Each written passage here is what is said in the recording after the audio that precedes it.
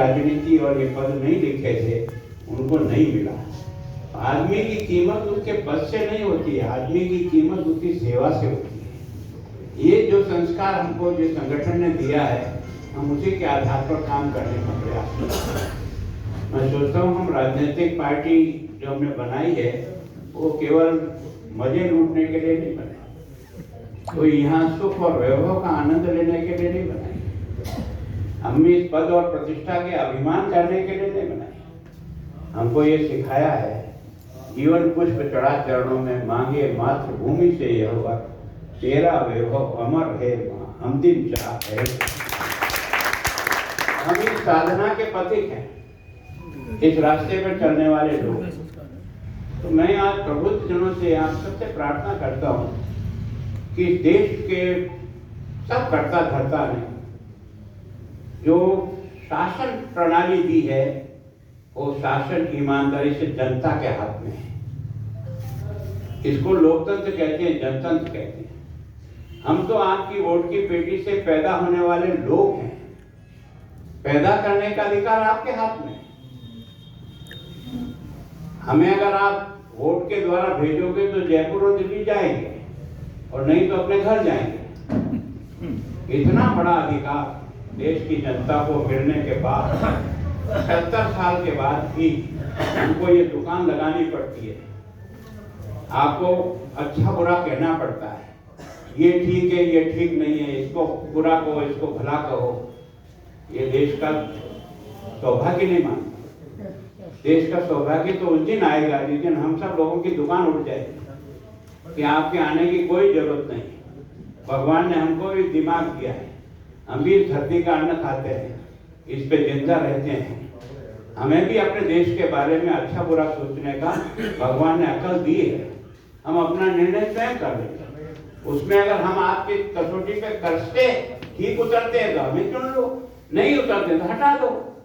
इतना बड़ा अधिकार मिलने के बाद भी 70 साल के बाद भी इस देश की राजनीति को जिस गर्त में जाती हुई दिख रही है, कोई कहता है ये मेरा पड़ोसी है, कोई कहता है ये मेरा दोस्त है, कोई कहता है मेरा व्यापारी है, कोई कहता है ये मेरा जात का है, कोई कहता है इसका है उसका है। अरे देश का कौन है रे? कोई इसके बारे में सोचेगा नहीं। मैं सोचता हूँ कि जो एक अच्छी भली पार्टी कांग्रेस थी, आपके पिताजी मेरे पिताजी भी कांग्रेस को ही वोट देते थे, कांग्रेस का ही प्रचार। हमने भी अपने बचपन में कांग्रेस का ही दो बैलों की जोड़ी का प्रचार किया है, बच्चे के रूप में जुलूस निकाला है, क्योंकि उस पार्टी ने भी देश की लड़ाई लड़ी, आजादी का जंग लड़ा, जेलों में रहे, स्वतंत्र कराने की तमन्ना से संघर्ष हुआ, उसमें वो अगुवा थे, उनका सम्मान हुआ। धीरे धीरे उनमें व्यक्तिगत गिरावट आनी शुरू हुई, उनका रास्ता गलत दिशा की ओर चला गया। लगा कि ये रास्ता जो इन्होंने चुना है नेहरू जी ने, ये हिंदुस्तान को मटिया मेट कर देगा। क्योंकि हमारे बाप दादा 1000 वर्षों तक जो माथे कटाए ना, वो अपने लिए नहीं कटाए, इस मुल्क की अस्मिता की रक्षा के लिए हजारों लोगों ने अपनी जान कुर्बान की थी। उस समय जिस समय आपने देखा होगा नालंदा जल रहा था, तक्षशिला जल रहा था, आपने देखा हमारे मंदिर तोड़े जा रहे थे, हमारी मूर्तियों को खंडित किया जा रहा था। एक तरह से हमको नष्ट करने के लिए जो 1000 वर्ष का संघर्ष हुआ ना, वो इस देश के बहादुर बच्चों ने केवल और केवल देश बचाने के लिए लड़ा, अपने आप को बड़ा बनाने के लिए नहीं लड़ा। कितने लंबे संघर्ष के बाद आज ये हिंदुस्तान बच करके यहाँ तक आया है कि आप और मैं अब काशी विश्वनाथ की जयकार करने की स्थिति में हैं। हम इसी संघर्ष किसके लिए? अगर हम अपने देश के अस्तित्व को ही नहीं बचा पाएंगे, अगर हम राजनीति के चक्कर में इन सब बातों को खो देंगे, तो हमारे 1000 वर्षों के बलिदानी पुरुषों का क्या होगा यार? वो तुमसे और मुझसे पूछेंगे कि हमने ये सर क्यों कटाया?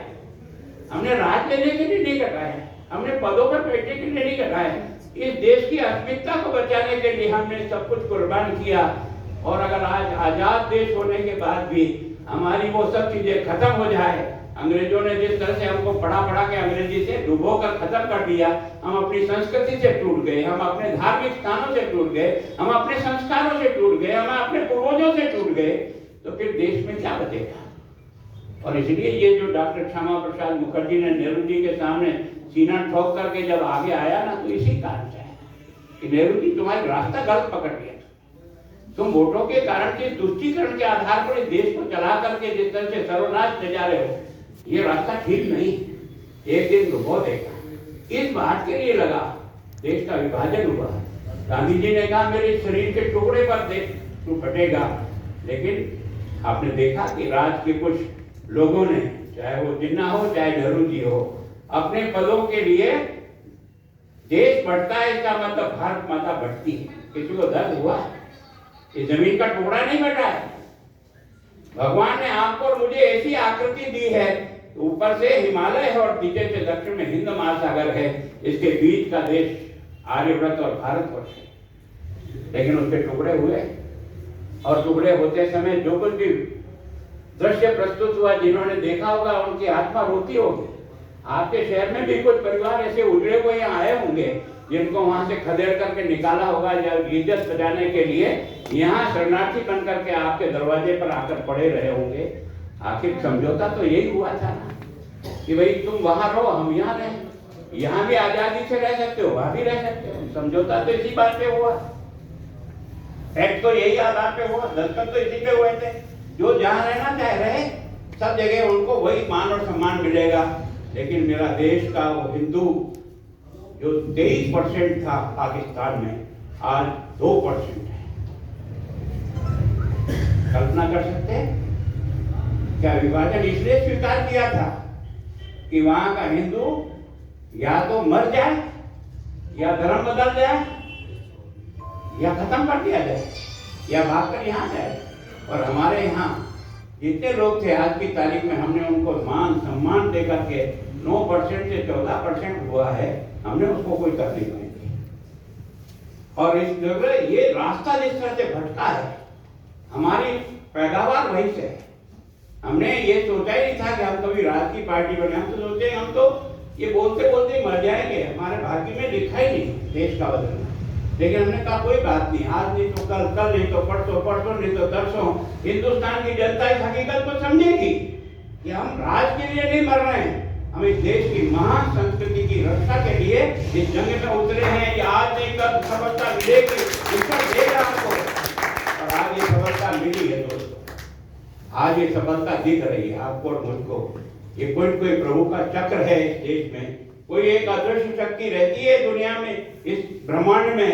वो कैसे गाड़ी घुमा करके लाती है और कैसे आकर के रास्ता पार करता है ना। हमको लगा कि राजनीति तो गई है ना, 11-12 के बाद हमको लगा कि राजनीति तो भ्रष्टाचारियों का अड्डा बन गया है।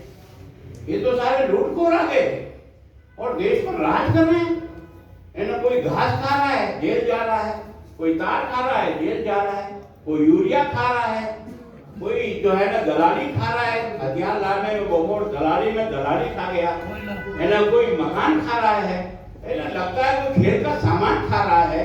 ये राजनीति कहाँ जा रही है? ये राजनीति कहाँ क्या ले जाएगी? और ये सब कहाँ से पैदा हुए हत्यारे? आपकी वोट की पेटी से पैदा हुए हैं, सीधे दिल्ली जाकर के नहीं बैठे हैं। इसका मतलब देश की जनता का भी कहीं कहीं तो इसमें कमी गई। अगर सही समय पर सही निर्णय ले लेंगे ना, तो फल कोई दूसरा नहीं भुगतेगा, ना बीजेपी भुगतेगी, कांग्रेस भुगतेगा। ये हिंदुस्तान के 130 करोड़ लोग इसकी सजा भुगतते हैं। इसलिए ये वोटों का खेल तमाशा नहीं है, ये कोई तमाशा का खेल नहीं होता है। वोट डालने का मतलब, वोट डालने का मतलब इस कोपड़े का उपयोग करो, जो सही लगे वो करने का प्रयास करो। और अगर आदमी गलती पे गलती करता जाए और उसके बाद भी आप उसको जीता के भेजो, तो वो वहां हैंकड़ी करेगा। आपको नहीं लगता है क्या देश का दुर्भाग्य नहीं है?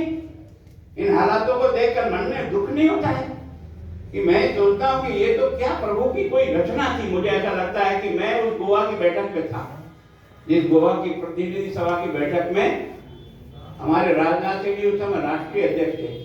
उन्होंने नरेंद्र मोदी को खड़ा किया और खड़ा करके उसके हाथ में हाथ ऊंचा करके कहा कि हम अगला लोकसभा चुनाव नरेंद्र मोदी के नेतृत्व में लड़ेंगे। हवा में बदल आया, हवा में एक परिवर्तन आ गया, जगह जगह मोदी मोदी होने लगा। किस लिए? इसलिए नहीं कि मोदी जी के 4 चेहरे हैं या मोदी जी सुंदर आदमी नहीं। उसका काम, उसका समर्पण, उसकी ईमानदारी, उसका काम के प्रति अपना समर्पण जो है ना वो उसको उठाया।